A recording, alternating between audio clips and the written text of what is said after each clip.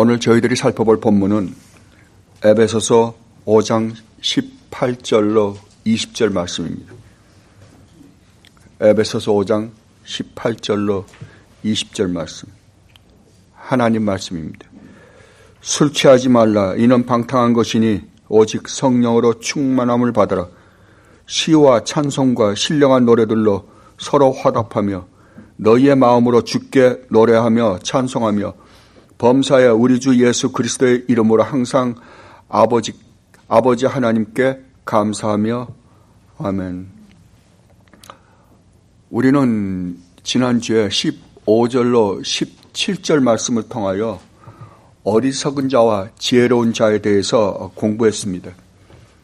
제가 지난주에는 제가 설교를 준비하지 않고 로이존스 목사님이 말씀하신 그 본문을 가지고 설교하신 그 설교에서 어리석은 자와 지혜로운 자가 과연 어떠한 자인지에 대해서 그대로 여러분들에게 그냥 설명만 해드렸습니다. 그런데 그 로이존스 목사님의 설교를 한마디로 종합해 보면 어리석은 자가 누군가? 어리석은 자는 자기 중심적 사람이다. 다른 말로 하면 주관적인 사람, 그 사람을 어리석은 자라고 로이존스 목사님이 말씀하신 것을 우리는 깨달을 수 있습니다. 그러니까 어리석은 자는 온통 생각이 자기에게 몰입되어 있습니다. 자기 도취되어 있는 거예요. 그러면 지혜로운 사람은 누구냐? 지혜로운 사람은 자기의 모든 생각에 몰입되어 있는 사람이 아니라 타인에게 몰입되어 있다는 거예요. 그러면 그 타인이 누구냐? 라고 할 때 하나님의 영광을 위하여 사는 사람이 지혜로운 자다 라고 말씀하셨습니다. 어리석은 자에 대해서 조금 더 설명을 하면, 그러니까 어리석은 자는 생각이 자기 자신에게 몰입되어 있다 보니까 더 폭넓은 관점에서 생각할 줄을 모릅니다. 내가 이런 말을 하고 이러한 행동을 했을 때 그걸로 말미암아 파생된 문제가 어떤 문제를 파생할지에 대해서 전혀 고려치 않고 말하고 행동하는 사람입니다. 왜냐하면 그런 사람들의 특징이 무엇인가 그러면 그 사람들은 왜 그러면 자기에게 그렇게 몰입되는가? 왜냐하면 자기 생각이, 자기가 말하고 행동한 것이 무조건 옳다고 생각하고 저기를 내려버렸기 때문입니다. 그런데 여러분들이 이 세상에 살다 보면 여러분이 어떤 생각, 여러분이 옳다고 생각하는 어떤 생각에 반드시 반대 의견이 있게 돼 있습니다. 그런데 자기 생각, 내가 생각하고 있는 모든 것이 옳다고 생각하는 사람은 반대 의견을 용납을 않습니다. 용납을 할 수가 없어요. 왜? 자기가 100% 옳으니까. 그리고 그 다음에 이 첨예하게 자기 생각과 다른 생각에 첨예하게 부딪히면 자기 편을 만들기 시작합니다. 그리고 결국에는 다툼이 일어나 버리고 맙니다. 이것은 가정에서도 그렇고 사회에서도 그렇고 한 국가 안에서도 그렇고 국가와 국가 간에도 마찬가지입니다. 모든 국가가 다 뭡니까?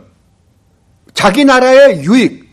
그래서 뭘 만드냐 그러면은 우리나라라는 그 개념을 만들어 가지고 우리 한국도 그렇죠. 우리 한국 사람들은 모두가 다 한민족이라 그러면 이제는 제가 보기에 얼마 안 있으면 불과 100년도 안 갈 것 같아요. 100년도 안 가면 한국이 한민족이다라는 이야기를 아마 하기 힘든 세상이 오지 않을까 싶어요. 왜냐하면 벌써 수백만 명의 외국인들이 들어와서 국제결혼들을 하고 있잖아요. 옛날에 국제결혼은 꿈에도 생각 안 했습니다. 그런데 이제는 그게 보편화 되어버렸어요. 그러면 과연 한민족이라는 말을 우리가 더 이상 할 수 있을까 한번 생각해 봅니다. 왜 이런 현상이 일어나는가?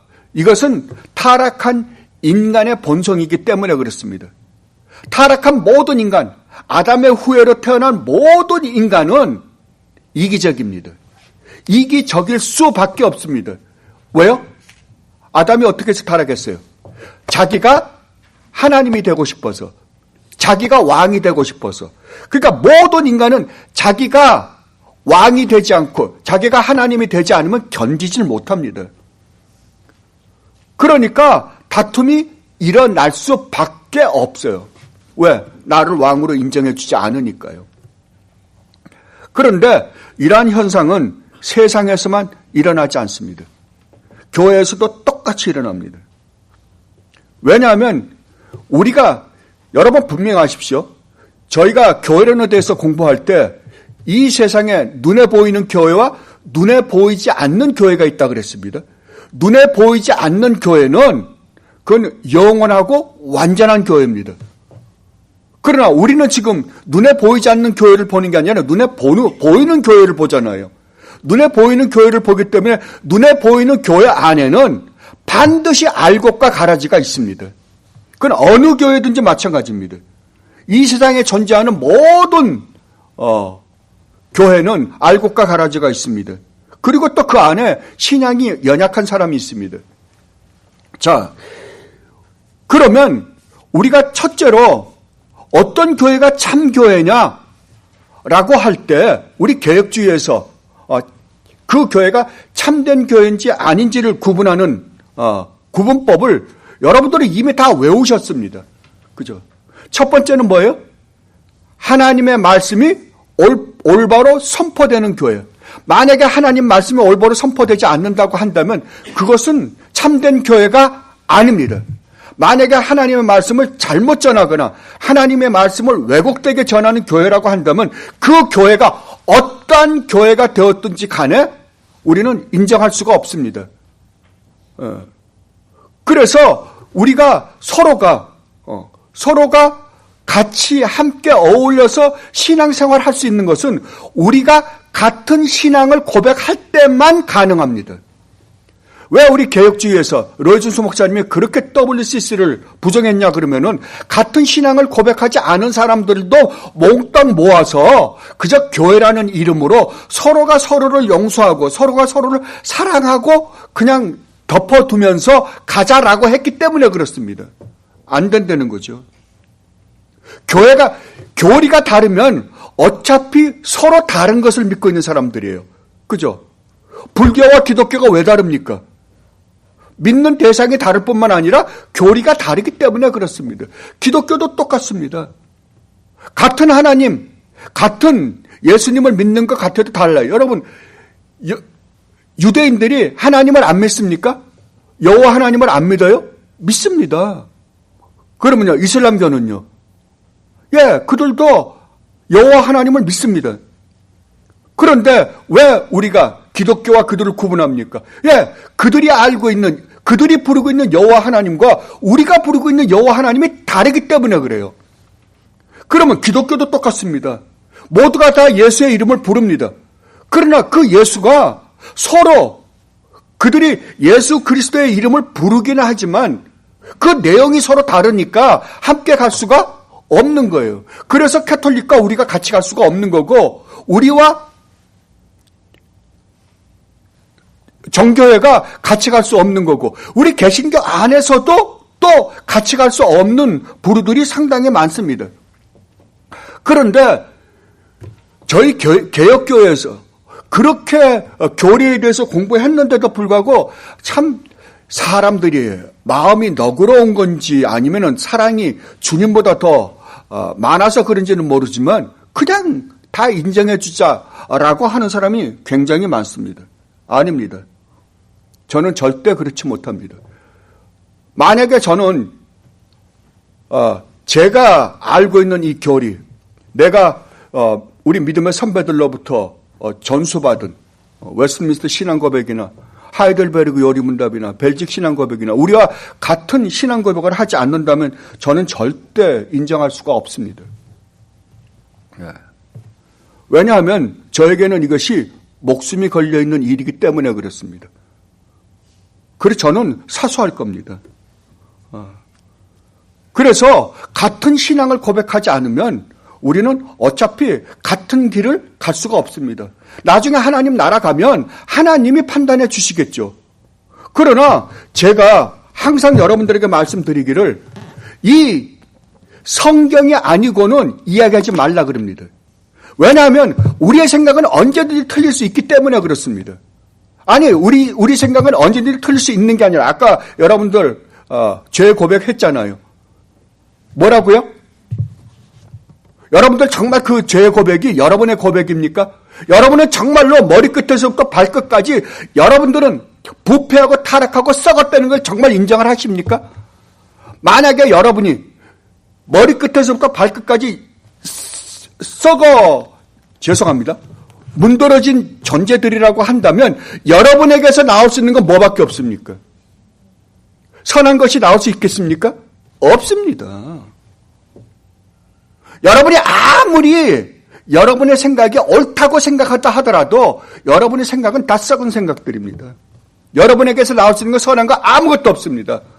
사도 바울이 고백한 거예요. 사도 바울이 로마서 7장에서 뭐라 그럽니까? 내 안에 나는 하나님의 그 말씀을 순종하기를 원한다. 그러나 내 안에 또 다른 법이 있어 나를 어디로 사로잡아가는 것을 본다고요? 죄로 사로잡아가는 자기 자신을 발견한다라고 고백합니다. 내 안에는 선한 것이 아무것도 없다고 사도 바울이 인정을 하십니다. 의인은 없나니 하나도 없습니다. 그런데도 불구하고 어리석은 사람들은 자기 생각에 도취합니다. 내 생각이 옳다라고, 이건 틀림없다고.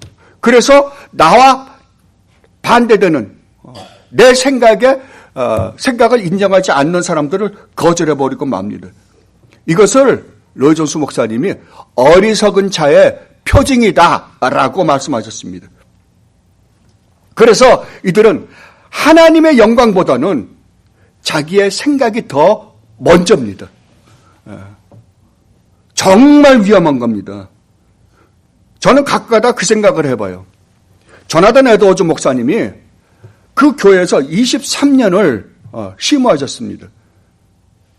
근데 조나단 에드워즈 목사님이 잘못한 게 아무것도 없어요. 왜냐하면 그 할아버지가 심호했던 교회의 그 손주가 그 교회에 심호하게 되었습니다. 여러분들이 아시다시피 조나단 에드워즈 목사님이라고 한다면 정말 미국이 내놓을 수 있는 단 한 명의 철학자요, 신학자입니다. 그분만큼 철학과 신학의 대가가 없으십니다. 그런데도 어떻게 했어요? 그 교회에서 쫓겨났습니다. 왜 쫓겨났습니까? 왜냐하면 이렇게 신앙생활해서는 안 된다. 이건 절대 바른 신앙생활이 아니다. 어떻게 하나님을 알지도 못하고 정말 믿는 사람으로서의 표징이 나타나지 않는데 그 사람들에게 내가 성찬을 줄 수 있느냐? 절대 못 준다. 그래서 그것을 업그레이드 시키려고 그랬습니다. 정말 성찬을 받는 사람들이 참 믿음을 가진 사람들에게 베풀고 싶었어요. 그게 잘못된 겁니까? 그런데 결국은 투표를 해서 쫓겨났습니다. 누가요? 조나단 에드워즈가요. 그때 조나단 에드워즈 목사님이 마지막 설교하신 게 뭔 줄 아십니까? 당신네들 반드시 하나님의 심판대 앞에 설 겁니다. 하나님의 심판대 앞에서 반드시 여러분이 옳은지 내가 옳은지 하나님의 심판을 반드시 받을 것입니다. 우리는 정말 하나님을 무서워할 줄을 모릅니다. 하나님을 두려워할 줄을 모릅니다. 제가 분명히 말씀드렸죠. 우리 개혁주의에서 구원을 어떻게 나눕니까? 구원은 받았다로 끝납니까? 아닙니다. 구원의 현재 시제와 과거 시제와 현재 시제와 미래 시제가 있음을 여러분들에게 누누이 가르쳤습니다. 빌 목사님이 그레고리 빌이라고 우리가 지금 요한계시록을 하는데 제가 빌 목사님의 신세를 많이 질 것입니다. 빌 목사님이 그런 말씀을 하셨어요. 여러분의 신앙이 열매로 반드시 보이지 않는다라고 한다면 우리가 나중에 하나님 앞에 섰을 때 우리는 모두가 다 행위로 평가를 받습니다. 어떤 행위요? 믿지 않는 사람은 자기들이 이 세상에 살면서 저질렀던 그 잘못에 대해서 심판을 받겠지만 성도라고 하는 사람은요. 성도라고 하는 사람들도 그들의 행위로 심판을 받습니다. 아닌데요. 믿음으로 우리가 구원받는다. 예, 맞습니다. 우리가 믿음으로 구원받습니다. 그러나 그 믿음이 옳지 않은지는 뭘로 평가를 받는다고요? 마지막에 반드시 행함으로, 그가 행함으로 그 사람이 가지고 있는 믿음이 올바랐는지 올바르지 않았는지에 대해서 평가받는다고 그레고리 빌 목사님이 말씀하십니다. 이건 그레고리 빌 목사님이 말씀하신 게 아니라 우리 주님이 계속해서 말씀하신 것입니다. 주님 뭐라 그래요? 열매로 그 나무를 안다. 예. 포도나무에 포도가 열릴 거고, 감나무에 감이 열릴 거고, 사과나무에 사과가 열릴 거예요. 그 외에 다른 것을 열릴 수가 없습니다. 그러면 그 나무가 어떤 나무인지는 뭘 보면 알아요? 예, 열매밖에는 평가가 안 됩니다요. 열매로 평가합니다. 그러면 여러분들 다 믿음으로 구원받죠. 그러면 여러분들의 믿음이 진짜 참된 믿음인지 아닌지를 뭘로밖에 안 된다고요? 열매로밖에 안 된다고요. 이것이 사도 야고보가 이야기한 거 아니에요. 예.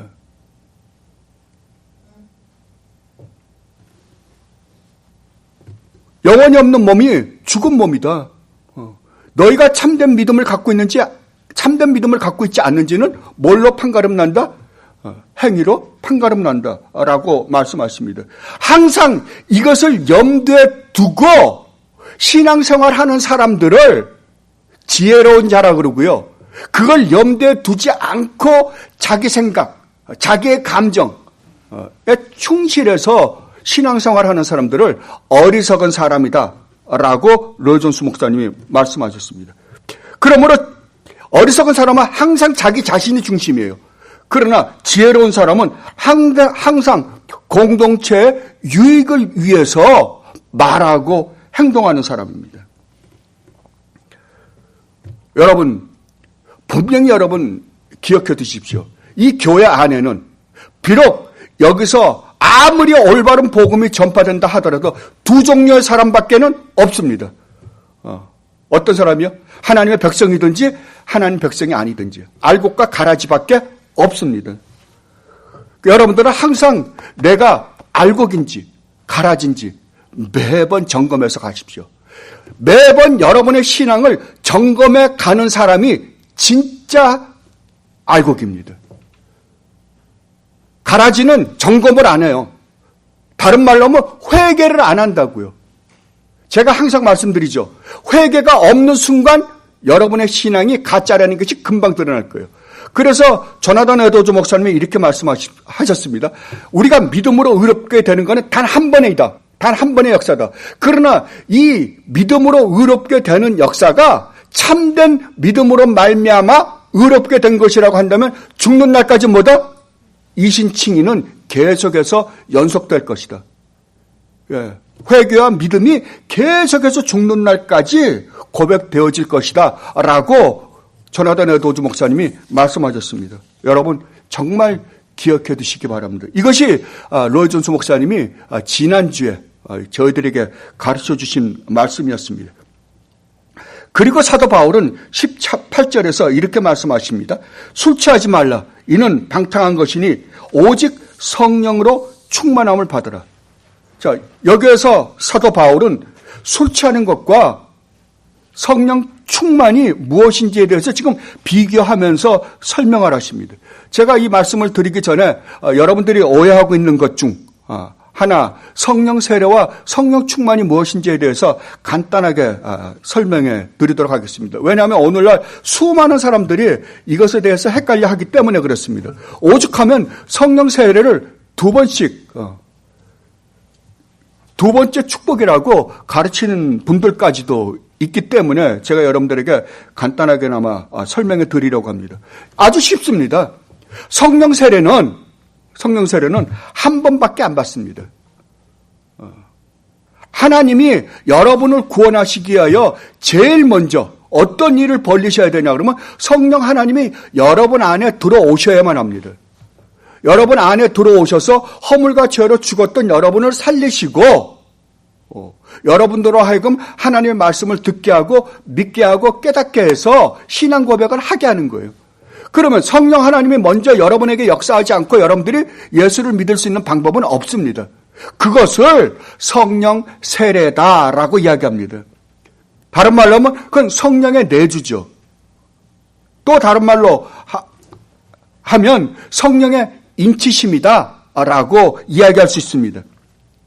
그것을 여러분들이 에베소서와 고린도전서를 보면 아주 잘 기록되어 있습니다.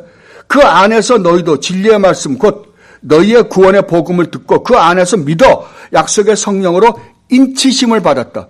자, 성령으로 인치심을 받았다. 성령 세례를 받았다. 그러면 그 사람은 그 성령 세례는 죽는 날까지 여러분들 안이 영원히 없어지질 않습니다. 예. 하나님의 인치심이에요. 그죠? 너는 내 자식이라.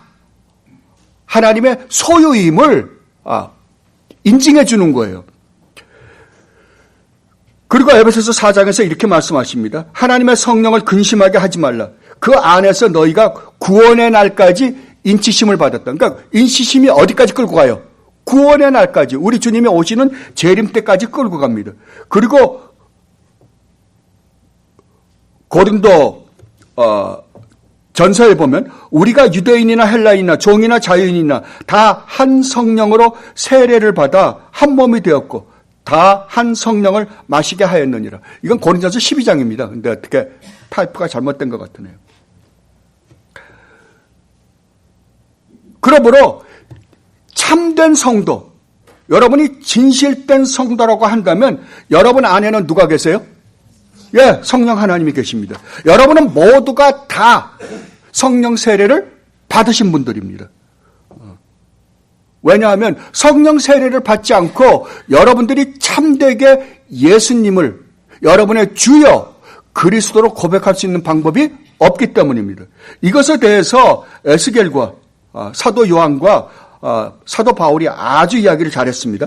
에스겔서 37장 12절로 14절을 보면 이렇게 예언되어 있습니다. 그러므로 너는 대언하여 그들에게 이르기를 주 여호와께서 이같이 말씀하시기를 내 백성들아 내가 너희 무덤을 어떻게 해요? 열고 너희로 거기에서 나오게 하고 이스라엘 땅으로 들어가게 하리라.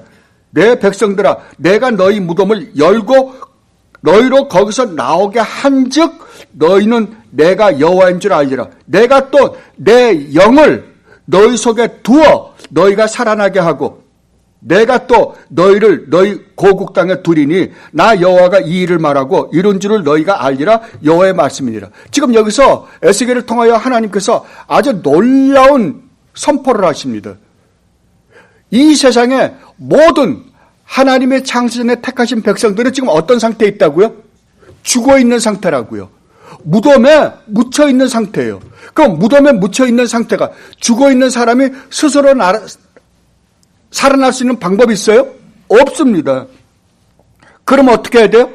하나님이 창세전에 구원해 주기로 하시는 모든 백성은 하나님이 직접 오셔서 무덤을 열고 그들을 무덤에서 일으키고 살아나게 한 다음에야 내가 하나님을 배웠습니다.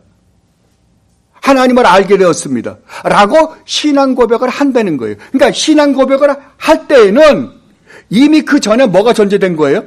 하나님이 살려놓았기 때문에 그가 고백하는 거예요. 그러니까 중생이 먼저라고요. 우리가 믿었기 때문에 내가 거듭난 게 아니라 중생이 먼저 거듭났기 때문에 살아났기 때문에 신앙을 고백하는 거예요. 이것을 우리 주님이 요한복음 3장에서 이렇게 말씀하십니다. 예수께서 대답하시되 진실로 진실로 내게 이르노니 사람이 물과 성령으로 나지 아니하면 하나님 나라에 들어갈 수 없느니라. 자, 그러니까 물과 성령으로 거듭나지 않으면 중생되지 않으면 하나님 나라에 들어갈 수 없다니까요. 이것은 우리가 할 수 있는 일이 아니에요. 그래서 고린도 전서 12장에서 사도 바울이 이렇게 말씀하십니다. 그러므로 내가 너희에게 알리노니 하나님의 영으로 말하는 자는 누구든지 예수를 저주할 자라 하지 아니하고 또 성령으로 아니하고는 누구든지 예수를 주시라 할 수 없다. 예. 그러니까 성령으로 거듭나지 않고 예수님이 하나님이시며 우리를 구원하러 오신 구원주이심을 알 수 있는 방법은 없다. 그렇다고 한다면 여러분이 참되게 예수 그리스도가 참 하나님이시여 참 인간으로 오셔서 우리를 구원하신 구세주라는 것을 여러분들이 마음으로부터 진실되게 믿는다고 한다면 여러분 안에 이미 여러분들이 믿음을 고백하기 전에 무슨 일이 먼저 일어났다고요? 예, 성령 하나님이 여러분 안에 들어오셔서 여러분을 살려놓는 일을 먼저 했기 때문에 그러한 일들이 일어났다라고 말씀하시는 겁니다. 이것이 성령의 내주, 성령의 인치심, 성령 세례라고 합니다. 이것은 여러분 평생에 한 번밖에는 일어나지 않습니다. 그런데 이것은 여러분이 성령 세례를 받고 싶다고 해서 받아지는 것도 아니고요. 받기 싫다 그래서 못 받는 것도 아닙니다. 이것은 하나님의 전적인 주권적 은혜로만 되어지는 일입니다. 이것은 하나님께서 창세전에 택하신 백성들에게만 베풀어지는 은혜예요. 이것은 전적으로 수동적입니다.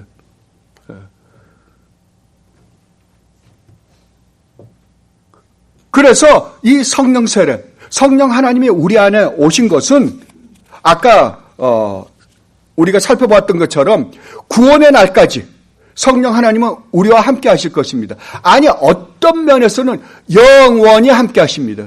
영원히 우리와 함께 하세요. 그래서 우리 주님이 마지막 부활하시고 승천하실 때 제자들에게 말씀하셨죠. 이 세상의 모든 권세는 이제 내가 가지고 있다. 너희는 가서 세상의 모든 사람으로 제자를 삼아 아버지와 아들과 성령의 이름으로 세례를 주고 내가 너에게 분부한 모든 것을 그들로 하여금 지키게 해라. 내가 이 세상 끝날까지 뭐 하겠다고요? 너와 함께 하겠다. 임마누엘이죠. 이게 임마누엘이에요. 그래서 성령 하나님이 우리에게서 영원히 우리에게서 떠나지 않을 것입니다. 이것을 사도 바울이 로마서 8장에서 이렇게 말씀하십니다. 만일 너희 속에 하나님의 영이 거하시면 너희가 육신에 있지 아니하고 영에 있나니 누구든지 그리스도의 영이 없으면 그리스도의 사람이 아니라. 또 그리스도께서 너희 안에 계시면 몸은 죄로 말미암아 죽은 것이나 영은 의로 말미암아 살아있는 것이니라. 예수를 죽은 자 가운데서 살리신 이의 영이 너희 안에 거하시면 그리스도 예수를 죽은 자 가운데서 살리신 이가 너희 안에 거하시는 그의 영으로 말미암아 너희 죽을 몸도 살리시리라. 아멘. 뭐라고요? 우리 안에 계신 성령 하나님이 마지막 날 우리의 육신의 부활도 성령 하나님이 살리실 것이다. 누구를 살린 것처럼 우리 주님이 죽고 우리 주님을 살리신 것처럼 그 일이 벌어질 것이다 라고 말씀하십니다. 그러므로 우리 안에는 모두가 다 여러분들이 참 성도라고 한다면 여러분 안에는 성령 하나님이 계십니다. 여러분은 이미 성령 세례를 받으신 분들입니다. 그러나 성령 충만은 다릅니다.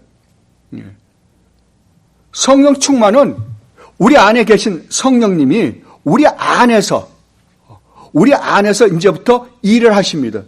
성령 하나님이 우리 안에 들어오시면 들어오셔서 아무 일도 안 하는 게 아니라 우리를 구원하는 역사를 우리를 온전히 구원하시는 날까지 우리를 구원하시는 그 일을 성령 하나님은 우리 안에서 끊임없이 하실 거예요. 그 끊임없이 일하시는 것을 뭐라 그러냐 그러면은 성령이 우리 안에서 사역하신다라고 이야기를 하는 겁니다. 그런데 이것은 성령 하나님이 이제 우리 안에서 우리를 구원하시는 일, 다른 말로 하면 우리를 하나님의 자녀다운 거룩한 자녀로 만들어 가시는 그 일을 하실 거 아니에요. 하는데 강압적으로 하질 않고 우리로 하여금 성령 하나님에게 순복하게 하십니다. 순종하게 하시면서 그 일을 하세요. 진짜 어떨 때는 하나님이 그냥 강압적으로 하시면 얼마나 좋아요. 근데 그렇게 일하시지 않으십니다. 그래서 사도 바울이 성령을 근심되게 하지 말라, 성령을 소멸하게 하지 말라라고 이야기를 하는 거예요. 여기에서 이 성령 충만을 설명하기 위해서 사도 바울은 지금 술 취하지 말라와 성령 충만을 설명을 합니다. 자, 여러분 중에 과거에 술 잡숴보신 분들이 계실 거예요. 저는 그냥 들어서만 압니다. 저는 들어서 아는데 술을 먹으면 어떻게 됩니까? 사람들이 보통 그러죠. 처음에는 사람이 술을 먹다가 그 다음에 술이 술을 먹는답니다. 그 다음에는 술이 사람을 먹어버려서 그 사람이 자기가 뭘 어떻게 하는지도 모른대요. 그냥 나중에는 자기가 이게 완전히 이게 모든 것이 다 감각이 무뎌져 버리고 말잖아요. 자기가 지금 무슨 짓을 하고 있는지조차 기억이 나지 않는다 그래요. 그래서 가끔가다가 술 먹는 사람들이 어저께 필름이 끊겼는데 그러시더라고요. 혹시 여러분들이 그런 경험을 갖고 계신지 모르겠네요. 제가 이 자리를 빌어서 여러분에게 하나 부탁드리겠습니다. 되도록이면 여러분들 술이나 담배는 하지 마십시오. 왜냐하면 술이나 담배를 피우는 것이 죄는 아닙니다. 그러나 세상 사람들이 이제 우리 주님은 안 보입니다. 우리 주님은 하늘에 계시기 때문에 안 보이십니다. 그럼 우리 주님을 누구를 통해서 보냐 그러면 우리를 통해서 봅니다. 우리를 통해서 보는데 사람들이 어떻게 생각하냐 그러면은 예수 믿는 사람들은 술, 담배를 안 하는 사람, 특히 우리 한국 사람들은 그렇습니다. 그 옛날에 여러분 어려서 교회 다니신 분도 아주 오래전에요. 전 어렸을 때 그런 찬송을 들었습니다. 금주가라는 찬송 여러분 들어보신 적 있어요? 마시지 마라 그 술, 보지도 마라 그 술, 우리나라 복받기는 금주함에 있나니라. 그러니까 여러분들은 어렸을 때 저는 뱃속서부터 교회 다녀서 그런가 봐요. 그리고 금주가까지 있었어요. 찬송가예요. 한국에요. 그러니까 한국 사람들은 예수를 믿으면 왜 처음에 한국 사람 선교사들이 들어와서 한국에 이 술 문화를 끊으려고 그랬을까? 가만 생각해 보면 술과 이 제사가 밀접하게 관계되어 있기 때문에 그러지 않았나 싶어요. 그래서 술을 끊어버리면 제사를 드릴 수가 없으니까요. 우상을 숭배할 수가 없잖아요. 그래서 술 문화를 끊으라고 그러지 않았나. 선교 나갈 때마다 각 나라마다 조금씩 다릅니다. 중점적으로 둔 것이. 우리나라 와서는 제일 먼저 이 나라는 술을 끊게 해야겠구나라고 생각하셨던 것 같아요. 그래서 술, 담배 하는 것은 우리 한국 사람에게는 이미 예수 믿는 사람들은 그리스도인들은 술, 담배를 안 한다라고 인식이 되어 있습니다. 그러니까 그 자체가 죄다 아니다라고 하기 이전에 어떻게 됐든 간에 이 세상 사람들은 우리를 유심히 쳐다보고 주님을 보거든요. 그런데 우리가 세상 사람들과 똑같이 행동을 한다면 그들이 뭘 배우겠어요? 예수도 별거 아니구나. 우리랑 똑같네. 그럴 거 아니에요. 그래서 되도록이면 우리가 그들을 위해서 그들을 구원하기 위해서 우리가 그러한 것은 좀 자제해주면 좋지 않겠나 싶습니다. 그런데 사도 바울은 술이 취하면 어떻게 되느냐? 방탕하게 된다라고 이야기를 합니다. 이것은 자유분방하게 행동한다. 여러분들이 타락한 탕자 이야기 아시잖아요. 둘째 아들 이야기. 그렇게 해서 나가서 허랑방탕하게 살다가 들어온 거를 방탕이라고 합니다. 근데 그거보다 더 중요한 의미는 그러니까 시간이나 무엇이든지 낭비한다, 허비한다라는 의미가 더 강합니다. 이 방탕하다라는 말이에요. 그렇다면 우리가 술에 취하면 무엇을 허비하는가? 제일 먼저는 시간을 허비합니다. 이 부분에 있어서 저는 상당히 많이 후회를 합니다. 왜냐하면 하나님께서 우리에게 허락하신 시간은 빤합니다. 어떤 사람은 70년, 어떤 사람은 80년, 기껏 해봐야 100년이잖아요. 요새는 100세 시대, 100세 시대 그러지만 100년이라는 시간이 여기서 살다 보면 오랜 시간인 것 같지만 여러분, 우리 한국이 거의 반만년이라 그러잖아요, 역사가. 그 반만년 안에서도 100년이라는 건 아무것도 아닙니다. 그러나 더군다나 지구의 역사라든지 더 나아가서 영원하신 하나님의 시간 안에 보면 이건 점도 아니에요. 한순간입니다. 그런데 이 짧은 인생, 이 시간 허비한다는 게 얼마나 정말 불행입니까? 저는 제가 처음에 이민 나와서 처음에 공항에 도착했던 그 장면을 지금도 기억해요. 왜냐하면 딱 공항에 도착했는데 공항으로 나오겠다고 한 사람이 다른 공항에 가서 기다리는 거예요.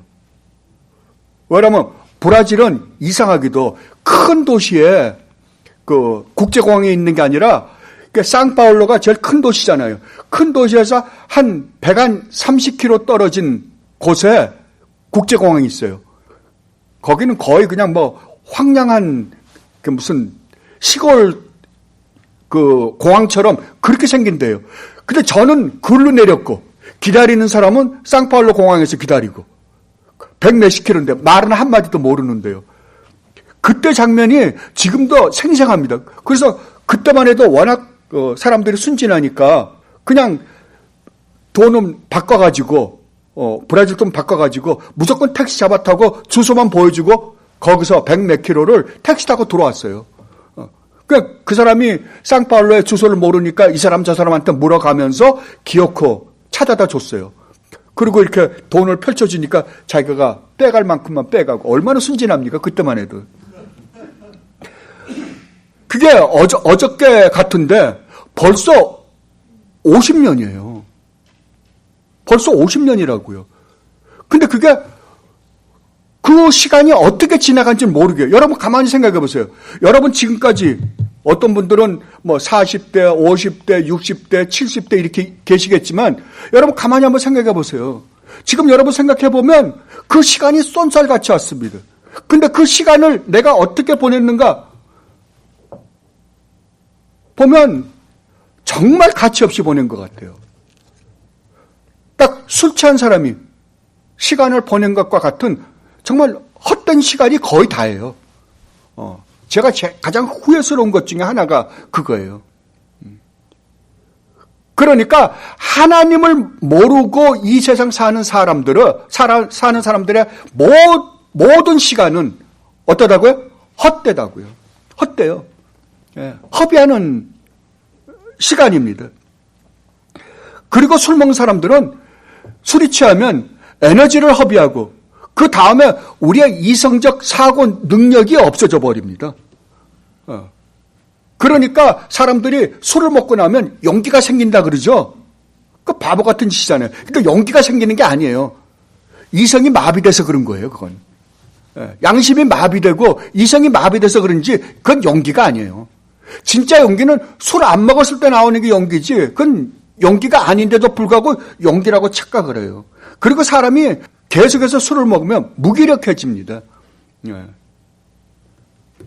결국 그 결과는 뭐예요? 멸망이에요.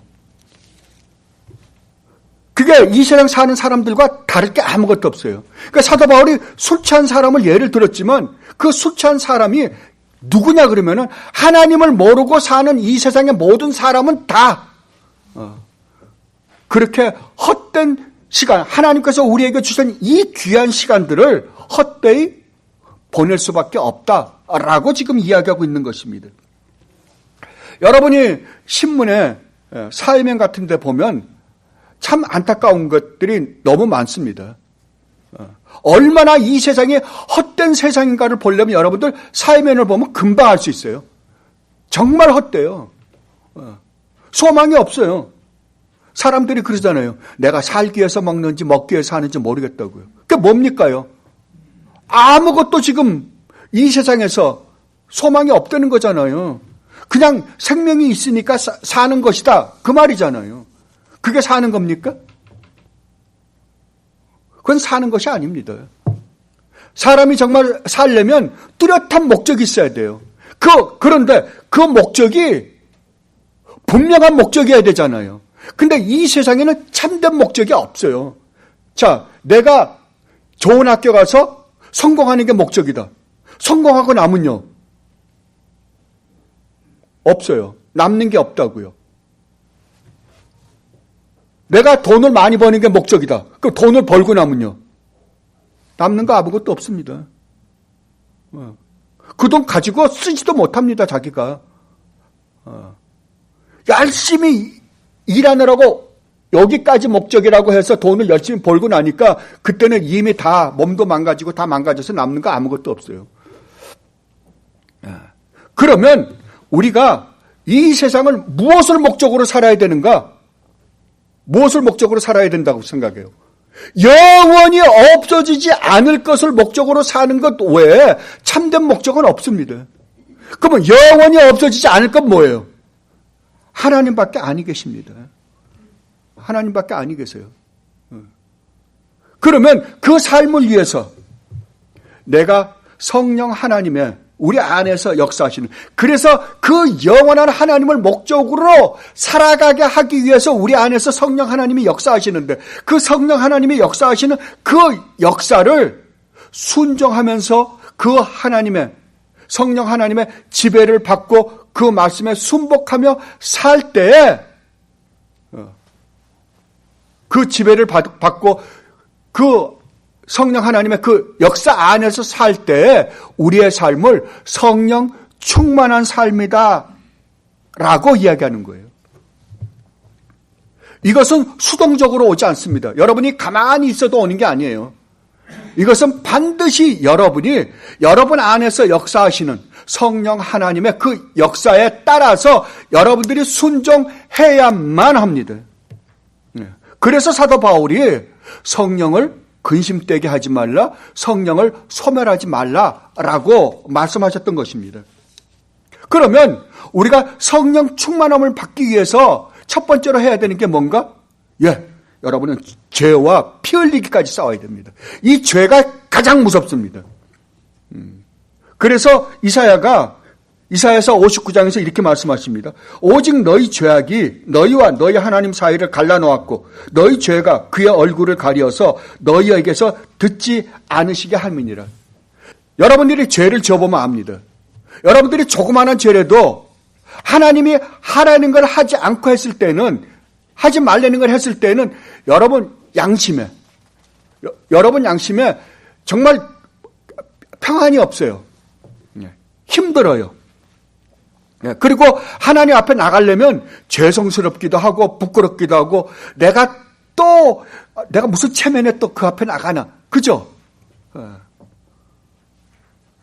왜냐하면 이 죄가 하나님 앞에 나가는 그 길목을 막았기 때문에 그렇습니다.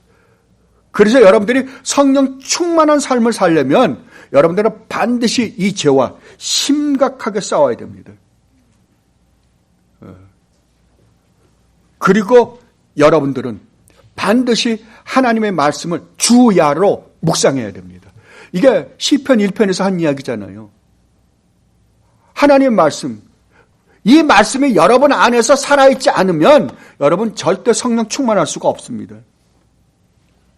그리고 여러분들은 끊임없이 쉬지 말고 기도해야 합니다. 왜냐하면 여러분들은 기도하지 않고는 살 수 없는 존재입니다. 만약에 여러분들이 기도를 하지 않고 산다고 한다면 여러분이 여러분 자신의 주인이 되어서 살아가는 인생이에요. 그럼 반드시 실패합니다. 여러분이 이 세상을 살아가는 데 있어서 하나님의 도움이 없이 살아갈 수 있는 방법이 있습니까? 없습니다. 여러분들이 죄를 짓지 않기 위해서도 여러분들은 하나님의 도움이 없이, 성령 하나님의 도움이 없이 여러분들이 죄를 짓지 않을 수 있는 방법이 없어요. 죄를 이길 수 있는 방법이 없습니다. 그러니까 성도가 기도를 하지 않는다는 것은, 그것은 성도로서의 삶을 전혀 살고 있지 않다. 다른 말로 하면 여러분의 신앙은 위험수에 있다라는 말이나 다름이 없습니다. 근데 여러분들이 끊임없이 하나님 앞에 여러분의 이야기를 털어놓고 하나님의 말씀을 듣고 여러분들이 하나님과 대화해 나가면 여러분 안에서 역사하시는 성령 하나님의 그 역사로 말미암는 기쁨과 희열을 여러분들이 느끼게 될 겁니다. 진정한 평안을 느끼게 될 거예요. 그때 여러분들은 성령 하나님의 말씀에 순종할 거예요.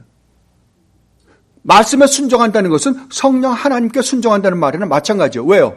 성령 하나님은 말씀과 함께 일하시기 때문에 그렇습니다. 이것이 여러분이 성령 충만한 삶을 살 수 있는 조건입니다. 그러니까 여러분들은 반드시 이 일을 해야만 합니다. 이 성령 충만, 아까 성령 세례는 하나님의 전적인 은혜로 주어지는 것이지만 성령 충만은 절대 그렇지 않습니다. 여러분들이 이렇게 살아야만 합니다. 그러면 성령 충만했을 때 여러분에게, 우리에게 나타나는 양상은 어떠한 거냐? 예, 사도 바울은 19절에서 이렇게 말씀하십니다. 시와 찬송과 신령한 노래들로 서로 화답하며 너희의 마음으로 주께 노래하며 찬송하며 범사에 우리 주 예수 그리스도의 이름으로 항상 아버지 하나님께 감사한다. 첫 번째 사도 바울은 시와 찬송과 신령한 노래로 서로 화답한다고 이야기합니다. 서로 화답한다. 서로 화답한다는 게 뭐예요? 성도들끼리 서로 화답하는 것은 성도의 교제입니다. 그래서 성도의 교제는 굉장히 중요합니다. 성령 충만의 결과가 뭐라고요? 첫 번째로 나타나는 것이 성도의 교제다라고 이야기합니다. 그러므로 성도의 교제가 없으면 여러분들 절대 성령 충만한 삶을 살 수가 없어요. 그러니까 성령 충만하기 때문에 성도의 교제가 나오는 거예요. 여러분들이 밖에 나가서 사람들과, 많은 사람들과 상대해서 이야기해 보잖아요. 여러분들이 언제 가장 기뻐요? 같은 마음의 신앙을 가지고 여러분들이 서로 이야기를 나눌 때가 가장 기쁘잖아요. 예. 여러분 어떨 때는 교회 다니는 사람들이라고 해서 이야기를 해보면 1분 이야기해보면 그 다음에 같이 이야기하기 싫죠. 왜 그런지 압니까? 왜? 서로 다른 신앙을 고백하고 있기 때문에 그래요. 다른 신앙을 고백하기 때문에. 예. 그런데 같은 신앙을 고백하고 있는 사람들끼리 이야기하면 어떻게 해요? 밤새껏 이야기도 좋죠. 예, 그렇습니다. 이게 성령 충만한 사람들의 특징이에요. 다른 말로 하면 여러분이 성도의 교제를 가지지 않고는 또 성령 충만해지지 않습니다. 이것은 양면을 같이 갖고 있어요. 그리고 두 번째는 사도 바울이 이렇게 말씀하십니다. 너희의 마음으로 주께 노래하며 찬송한다. 이것은 예배입니다. 그래서 우리가 성령이 충만해지면 여러분이 예배를 굉장히 즐거워합니다. 왜냐하면 이 예배는 유일하게 이 세상에서, 하늘에서 우리가 영원히 누리게 될 그 예배를 이 땅에서 맛보게 해준 유일무이한 시간이기 때문에 그렇습니다. 그래서 이 공예배는 굉장히 중요합니다. 공예배를 여러분 헛되이 받으면 안 되십니다. 왜냐하면 이 공예배는 지금 하나님 전전에 들어가서 예배하는 거기 때문에 그래요. 근데 여러분들이 이 공예배를 무시하면 누구를 무시하는 거예요? 지금 여러분 하나님 전전에 들어갔습니다. 여러분들 지금 우리 눈에는 여기서 예배를 합니다. 제가 수없이 이야기했습니다. 히브리서에서 이야기한 것을 가지고 여러분들에게 수없이 말씀드렸어요. 우리가 지금 여기서 예배를 해요. 우리 눈에 보이는 여기 있는 사람들이 예배하는 거예요. 그러나 영적으로는 어디 들어가 있다고요? 하늘에 들어가 있다니까요. 하늘 지성소에 우리가 들어가서 천군 천사와 우리 믿음의 모든 선진들과 함께 지금 예배하고 있다고 제가 말씀드렸잖아요. 그러면 우리가 지금 어디 들어가 있다고요? 하나님의, 거룩하신 하나님의 전전에 들어갔다니까요. 과거에 우리가 하나님의 모형인 성전에서 조금만 대제사장이 잘못해도 죽었어요. 그런데 우리는 하나님의 모형인 이 땅의 성전이 아닌 하나님의 지성소에 우리 주님 예수 그리스도의 보혈로 말미암아 거기에 들어간, 그 보혈을 들고 지금 거기 들어가 있는 거잖아요. 그렇다면 만약에 여러분이 이 보혈을 잘못 들고 들어간다면 어떻게 되겠어요? 당장 죽죠. 그거요. 그런데 아니 이 공예배를 우습게 알아요? 그건 말이 안 됩니다. 정말 저는 제 신학을 가지고 절대 이해할 수가 없는 겁니다. 아무리 사람이 무식하고 아무리 잘못 배웠다 하더라도 그건 안 됩니다. 절대. 이건 하나님을 모독하는 겁니다. 하나님의. 그러니까 여러분들이, 제가 항상 그러잖아요. 교리를 올바로 하려고요. 교리를 올바로 모르면 여러분들 절대 구원받을 수 없습니다. 그죠? 하나님의 말씀을 올바로 알지 못하는데 어떻게 구원을 받아요? 절대 안 됩니다. 이게 성령 충만함의 특징이라고요. 예배를 경건하게, 거룩하게, 그리고 정말 그 예배를 즐거워한다니까. 왜? 우리가 종말에 누리게 될 그 예배를 지금 오늘 이 시간 누리고 있는 거기 때문에 그래요. 그래서 이 예배는 엄청난 축복입니다. 그리고 세 번째로 사도 바울은 이렇게 말씀하십니다. 범사에 우리 주 예수 그리스도의 이름으로 항상 하나님께 감사한다고요. 그렇죠.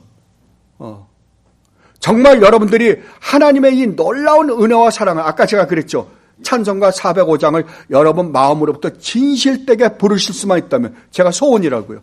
제 마음으로 진실되게 부르실 수만 있다면 여러분들은 하나님께 감사와 찬양과 영광을 안 돌릴 수가 없습니다.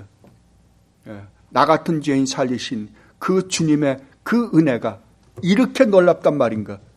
이것은 여러분들이 이 세상의 환경이 어떠하든지 상관없이 여러분들은 반드시 찬양과 감사와 영광을 돌리게 될 겁니다.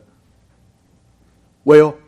이거보다 더 큰 축복은 없기 때문입니다. 이 세상에 없기 때문입니다. 여러분, 정말 여러분이 얻은 하나님이, 우리는 그 하나님께 말도 안 되는 죄를 저질렀는데도 불구하고 그 하나님이 나 같은 것, 하나님께 그렇게 대적해서 원수처럼 살고 있었던 나를 구원하기 위하여 그 하나님이 인간의 몸을 입고 내려오셔서 내가 저지른 그 죄로 말미암아 받아야 되는 모든 저주를 십자가에서 대신 받아주시고 나를 구원했다는 사실을 여러분이 참되게 믿는다라고 하면서 여러분들이 그 하나님을 찬양하지 않는다고요? 그건 거짓말이에요.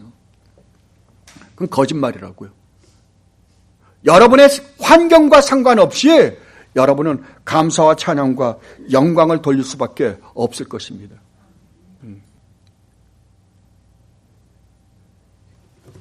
이러한 표징이 나타나는 사람들을 성령 충만한 사람이라 그럽니다. 무슨 뭐 이상하게 방언하고 무슨 병 고치는 은사 있다 그러고 시끄럽게 떠들고, 이게 성령 충만한 사람이 아니에요.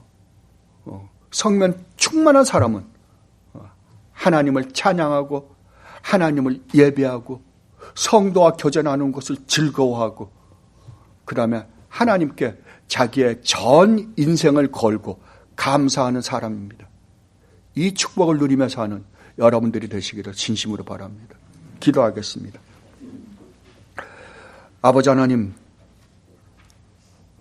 정말로 감사합니다. 저희들에게 또 이렇게 차근차근 아버지께서 설명해 주시니 얼마나 고마운지 모르겠습니다.